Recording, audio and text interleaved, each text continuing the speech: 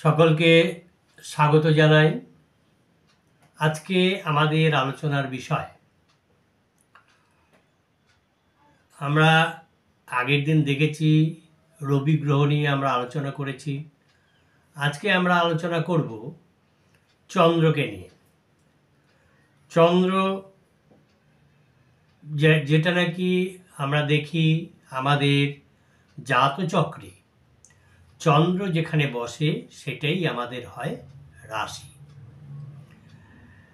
যেখানে বসে 12 রাশির গ্রহে, 12 রাশিতে মেষ থেকে শুরু করে মীন পর্যন্ত যেখানে চন্দ্র বসে সেটা আমাদের রাশি হয়।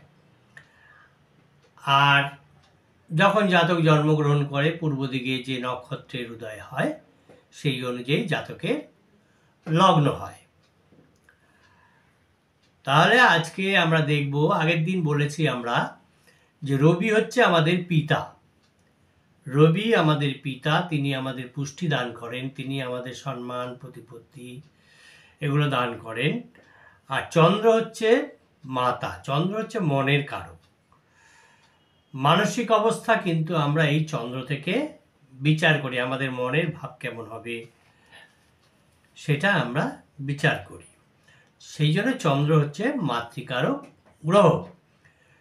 কোনো জাতকের মায়ের অবস্থা এবং মাতৃসুখ সে পাবে কিনা এইটা বিচারের জন্য কিন্তু চন্দ্র গ্রহ বিচার করা অপরিহার্য, একে বিচার করতেই হবে। চন্দ্রের দান হচ্ছে কি মন এবং মানসিক পুষ্টি এবং সম্পদ, এগুলো হচ্ছে চন্দ্রের দান। আসলে রবি এবং চন্দ্রের উপরেই যে কোনো জাতক জাতিকার জীবন, কর্ম এবং মর্যাদা অনেকখানি নির্ভর করে সে কতটা তার এই জীবনে পাবে। যদি রবি এবং চন্দ্র দুর্বল হয় তাহলে বিশিষ্ট মর্যাদা, রাষ্ট্রীয় সম্মান এগুলো পাওয়া খুব কষ্টকর হয়ে দাঁড়ায়। সে প্রভুত্ব করতে পারবে কিনা এটাও, প্রভুত্ব করাও এটা অসম্ভব হয়ে পড়ে। এগুলো দুঃস্বপ্ন ছাড়া আর কিছুই নয়। যারা নতুন চ্যানেলটা দেখছেন আশা করি তারা ভালো লাগলে সাবস্ক্রাইব করবেন, বেল আইকন পুশ করে দেবেন এবং লাইক কমেন্ট করবেন। এরপরে আমরা দেখব চন্দ্র কেমন গ্রহ। চন্দ্র হচ্ছে স্ত্রী জ্ঞাপক গ্রহ, বৈশ্য জাতি এবং বাত ও স্পর্শিক প্রকৃতিযুক্ত। যে কোনো জাত ব্যক্তির মানসিক অবস্থা যদি জানতে হয় তাহলে কিন্তু চন্দ্রের অবস্থা প্রথমেই দেখতে হবে, যে চন্দ্র কিভাবে তার জাতচক্রে অবস্থান করছে, কিভাবে রয়েছে সেটা কিন্তু প্রথমেই বিচার করে দেখতে হবে। তারপরে কি দেখতে হবে? তারপরে দেখতে হবে সেই জাতকের লগ্ন থেকে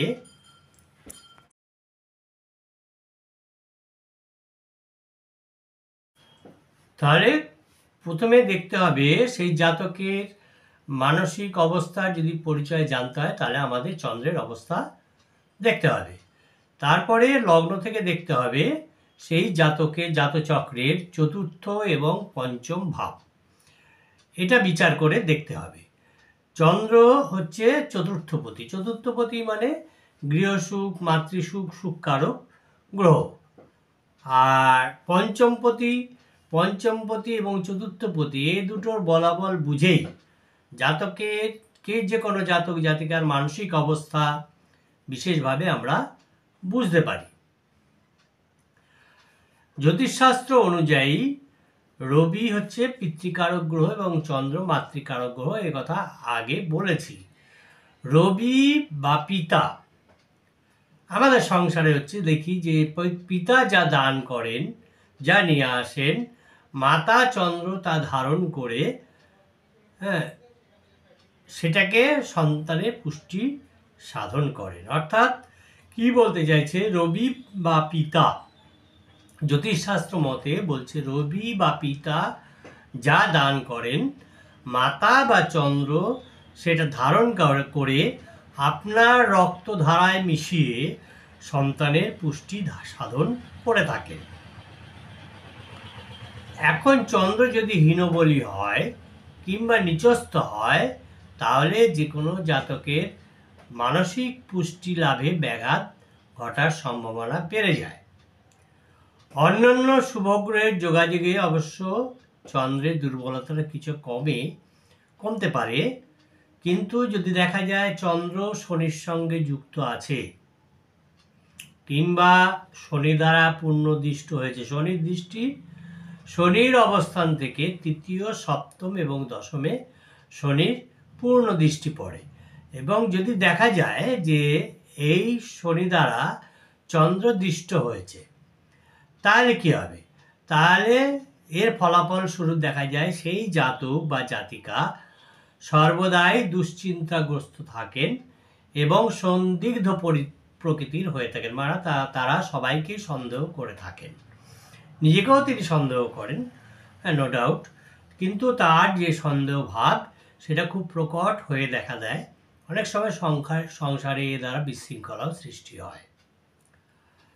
চতুর্থ ভাব নিতান্ত যদি বলহীন না হয়, যদি বলহীন হয়, কোনো ভাবের অধিপতি ভিন্ন অন্য পাপগ্রহ যদি সেখানে থাকে এবং পাপগ্রহ দ্বারা দৃষ্ট হয়, আর যদি দেখা যায় চতুর্থ ভাবপতি দুস্থানগ্রস্ত বা অস্তগত হয়ে পরাজিত হয়ে তার ভাবটা বলহীন হয়, তাহলে জাতক কি দেখা যায় যে জাতক মানসিক রোগগ্রস্ত, উন্মাদ রোগগ্রস্ত, মানসিক দুর্বল, এর দ্বারা সে পীড়িত হয়ে থাকে। সুতরাং চতুর্থ ভাব মানে হচ্ছে সুখ ভাব, মাতৃর জায়গা, মাতৃসুখের জায়গা, এবং সেটা হচ্ছে চন্দ্রের জায়গা। সে জাত চক্রে যেখানেই হোক না কেন, চতুর্থ স্থান হিসেবে আমরা কিন্তু চন্দ্রকেই বিচার করব, তার মানসিক অবস্থা বিচার করব চন্দ্রকে ধরে। এখন সেই চন্দ্রই যদি দুর্বল হয়ে থাকে, তাহলে কিন্তু এর প্রতিকার আগে করতে হবে, চন্দ্রের প্রতিকার, নাহলে জীবনে পুষ্টি লাভ, যেটা আমরা পুষ্টি বলি, সেই পুষ্টি লাভ কিন্তু অসম্ভব হয়ে পড়ে। আবার আমরা কি দেখি? মঙ্গল। এরপরে আমরা মঙ্গলে আসবো, তখন আমরা মঙ্গলের অবস্থানটা ভালো করে বুঝতে পারবো। এরপরে আছে মঙ্গল। মঙ্গল হচ্ছে কি না পরাক্রম এবং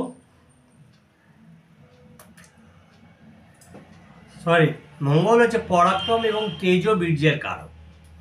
যদি শুভ বলবান মঙ্গল এর সঙ্গে চন্দ্র যুক্ত হয়, শুভ বলবান মঙ্গল এবং শুভ চন্দ্র যদি একত্রে হয়, যুক্ত হয়, তাহলে সেই জাতক জাতিকা কি হয়? সাহসী হয় এবং শক্তিমান হয়, বীর হয়। কিন্তু দুর্বল চন্দ্রের সঙ্গে যদি দুর্বল মঙ্গল বা শুভ চন্দ্রের সঙ্গে যদি দুর্বল বা অশুভ মঙ্গল যুক্ত হয়, তাহলে দেখা যায় কি সেই জাতক জাতিকা ক্রোধী হবে, অহংকারী হবে, উদ্ধত প্রকৃতির হবে। এগুলো তাদের ছকে, তাদের জীবনে প্রতিফলিত হতে দেখা যাবে।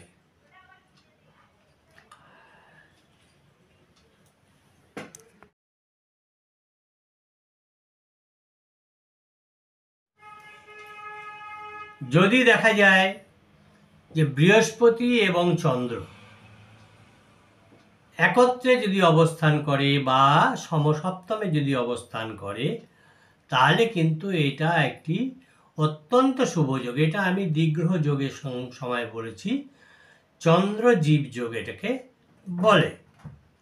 তো সুতরাং এটা যদি চন্দ্রের সঙ্গে বৃহস্পতি একত্রে থাকে অথবা পরস্পরের সমসপ্তমে থাকে, তাহলে কিন্তু একটা শুভ যোগ তৈরি হয়। আবার যদি দেখা যায় যে বৃহস্পতির ক্ষেত্রে হচ্ছে চন্দ্র আর চন্দ্রের ক্ষেত্রে হচ্ছে বৃহস্পতি,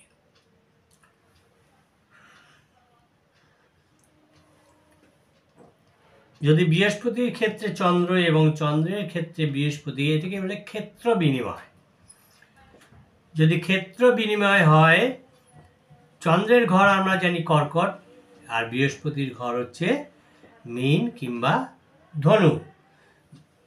তাহলে যদি এইভাবে থাকে তাহলে একটা বিশিষ্ট জীবযোগ হয়, যদি নাকি তারা ঘর পাল্টাপাল্টি করে অবস্থান করে।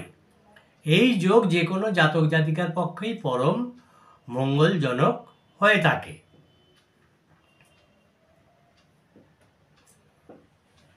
এখন কর্কট কোথায় এই সব যোগ হয়? কর্কটে, মীনে কিংবা ধনুতে যদি বৃহস্পতি চন্দ্র একত্রে থাকে, কর্কটে, মীনে অথবা ধনুতে, এইখানে যদি চন্দ্র আর বৃহস্পতি একত্রে দেখা যায়, তারা একত্রে অবস্থান করছে, তাহলেও কিন্তু এই জীবযোগ উৎপত্তি হবে। আর এই যোগে, বৃহস্পতি চন্দ্রের এই যোগে যে কোনো জাতক জাতিকাকে প্রজ্ঞা এবং আধ্যাত্মিক উপলব্ধির সুযোগ করে দেয়। তাদের ভিতরে সেই আধ্যাত্মিক উপলব্ধি হবার সম্ভাবনা থাকে। এগুলো আমরা দেখেছি যে কবিগুরু রবীন্দ্রনাথ ঠাকুরের ছিলেন, আর কার ছিল? জ্ঞান তাপস শ্রী অরবিন্দর কুষ্ঠিতে এই যোগ দেখা গেছে, এই যোগের প্রকাশ হয়েছে। বুধ হচ্ছে, আমরা জানি বুধ হচ্ছে ধী শক্তির কারক বা বোধন শক্তির কারক। চন্দ্র আর বুধ যদি দুর্বল হয়, অশুভ হয়, তাহলে যে কোনো জাতক জাতিকার পক্ষে তার মানসিক শক্তি এবং বুদ্ধি বিষয়ে শুভ ফল আশা করা বৃথা, আশা করা যায় না যদি বুধ এবং চন্দ্র দুটোই দুর্বল হয়ে থাকে। সবল বুধ এবং সবল চন্দ্র, সবল বুধ এবং সবল চন্দ্রের যদি একত্রে যোগ হয়, তাহলে সেই জাতক জাতিকা মেধাবী এবং প্রতিভাবান হয়ে থাকে। এখন আমরা দেখব যদি এই চন্দ্র বিভিন্নভাবে থাকে, লগ্ন থেকে শুরু করে বিভিন্ন অবস্থানে থাকে, তাহলে কি ফল দেয়।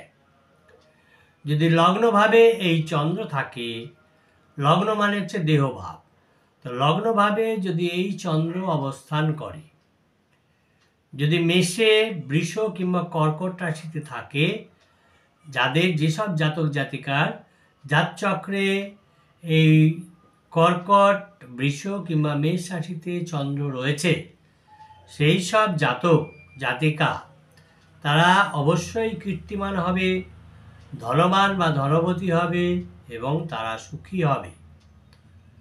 অন্যান্য লগ্নে কিন্তু চন্দ্র এরকম শুভ ফল দেবে না, শুভকর হবে না। আর দুর্বল চন্দ্র যদি কোনো জাতক জাতিকার লগ্নে থাকে, তাহলে সেই জাতক জাতিকা হবে চঞ্চল চিত্ত বিশিষ্ট। চন্দ্র যদি রাশিচক্রে দেখা যায় দ্বিতীয় স্থানে অবস্থান করছে, লগ্ন থেকে দ্বিতীয় স্থান, ধরলাম আমার হলো কর্কট রাশি বা কর্কট লগ্ন, এবং সেখান থেকে চন্দ্র আছে সিংহে, তাহলে এই যে সিংহে, এটা হচ্ছে দ্বিতীয় ভাব।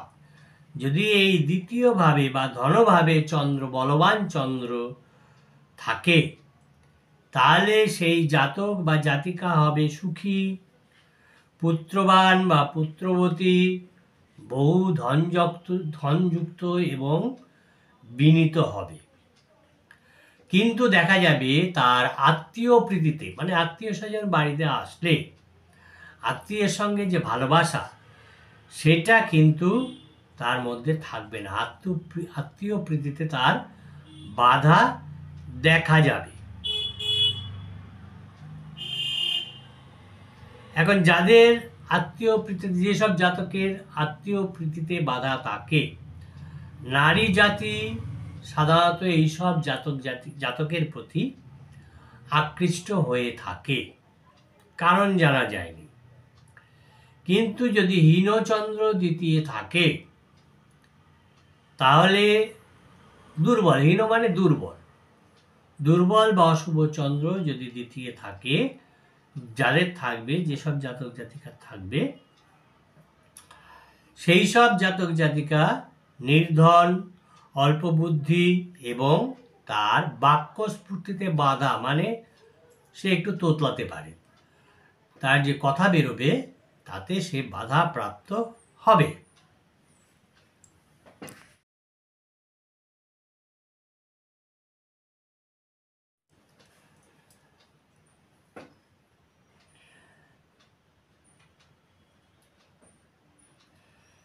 দ্বিতীয় বা ধনভাবে যদি বলবান চন্দ্র থাকে, তাহলে যেসব জাতক জাতিকার আছে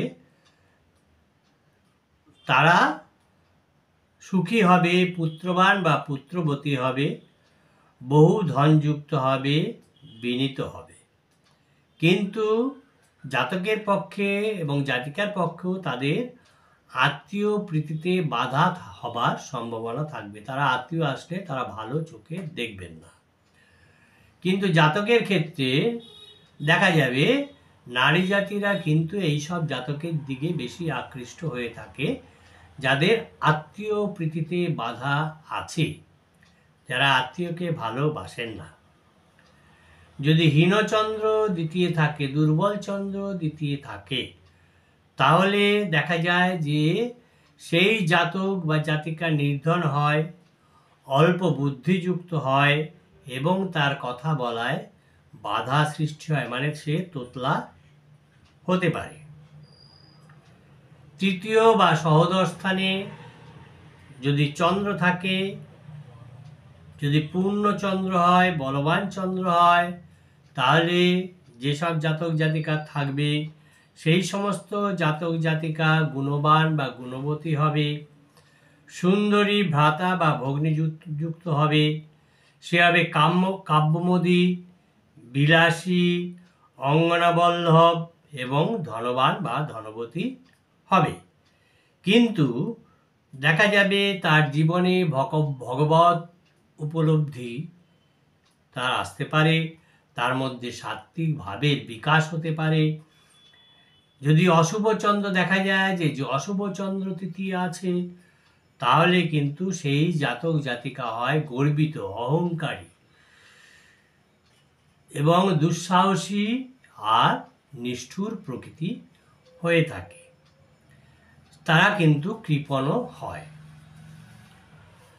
চতুর্থভাবে যদি চন্দ্র থাকে, চতুর্থ ভাব মানে সুখস্থান বা বন্ধুস্থান, গৃহসুখের স্থান, সেখানে যদি শুভচন্দ্র অবস্থান করে থাকে, যেসব জাতক জাতিকার চতুর্থে এই চন্দ্র আছে, যদি তা শুভ হয়, তাহলে তাদের ধনজন, গৃহসুখ এবং বন্ধু সুখে তারা সুখী হবে। আর দেখা যাবে কি তারা রাজদ্বারে, মানে বর্তমানে সরকারি কোনো কাজে তারা মর্যাদা পাবে। এছাড়াও তারা হবে, সেই সব জাতক হবে রমণী প্রিয়, জাতিকা হবে পুরুষ প্রিয়। জাতক দেখা যাবে সে ক্ষীণাঙ্গিনী পত্নী লাভ করবে, মানে রোগা স্লিম যাকে বলে, সেই স্লিম পত্নী লাভ করবে। পঞ্চম স্থানে যদি চন্দ্র থাকে, যদি চন্দ্র শুভ হয়, তাহলে জাতক দেখা যাবে, জাতক জাতিকা উভয়ের ক্ষেত্রে দেখা যাবে কি তারা পুত্র সুখে সুখী হবে, তারা ধনবান বা ধনবতী হবে, তারা সুশীল হবে, হৃদয়বান হবে, প্রশান্ত হৃদয় হবে, ভক্তিমান হবে, এসব প্রকাশ তাদের মধ্যে পাবে যদি পঞ্চম স্থানে শুভ চন্দ্র থাকে। কিন্তু যদি দুর্বল এবং অশুভ চন্দ্র হয়, তাহলে দেখা যাবে সেই সব জাতক জাতিকা তাদের কন্যা সন্তান বিষয়ে সুখী হবে না, অসুখী হবে।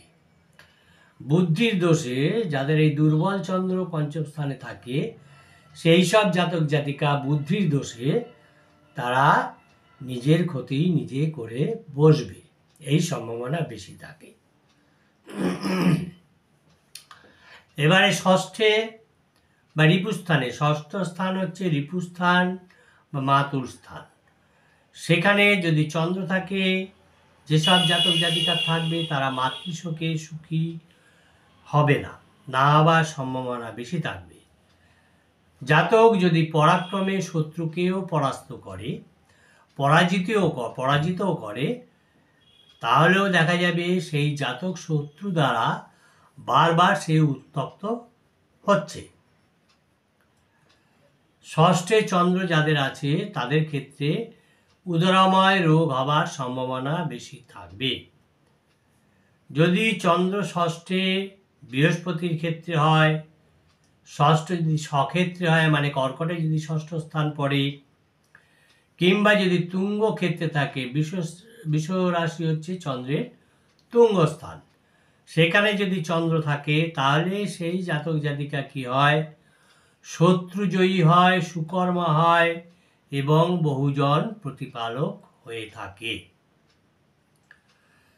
এরপরে আমরা দেখব লগ্ন থেকে সপ্তম স্থানে যদি শুভভাবে বলবান চন্দ্র থাকে, তার যে জাতক জাতিকা থাকবে তারা মনোজ্ঞ কান্তি, সুন্দর আর কি, সুন্দর হবে তারা এবং তারা সুখী হবে।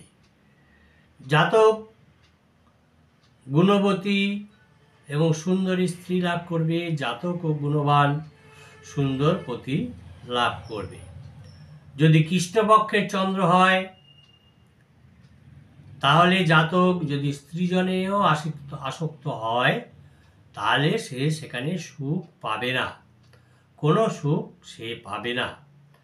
নিতান্ত হীনচন্দ্র হলে, যদি কোনো জাতকের হীনচন্দ্র হয় তাহলে দেখা যাবে যে তার স্ত্রী হয়তো বিকলাঙ্গ হয়েছে, এরকম সম্ভাবনা থাকে। যদি শুভচন্দ্র হয়, যেসব জাতকের শুভচন্দ্রই সপ্তমে থাকে তারা কিন্তু বাণিজ্যে ভালো লাভ করতে পারবে, বাণিজ্যে সে লাভবান হবে। অষ্টম স্থানে যদি চন্দ্র থাকে তাহলে যে কোনো জাতক জাতিকার থাকলে সেই জাতক জাতিকা রোগপীড়িত হবে, উৎকণ্ঠিত চিত্ত হবে এবং তারা আর্থিক বিষয়ে সুখ লাভ করতে পারবে না। এবং এই ক্ষেত্রে দেখা যায় সেই সব জাতক জাতিকার জলে ডুবে মরার, জলে নিমজ্জনের ভয় কিন্তু থাকবে। তাদের কঠিন শৈশিক পীড়ায় আক্রান্ত হবার সম্ভাবনা থাকবে। এইসব অষ্টমস্ত চন্দ্র করায়। সুতরাং যদি কারো অষ্টমে চন্দ্র থাকে, এই চন্দ্রের প্রতিকার অবশ্যই তারা করিয়ে নেবেন।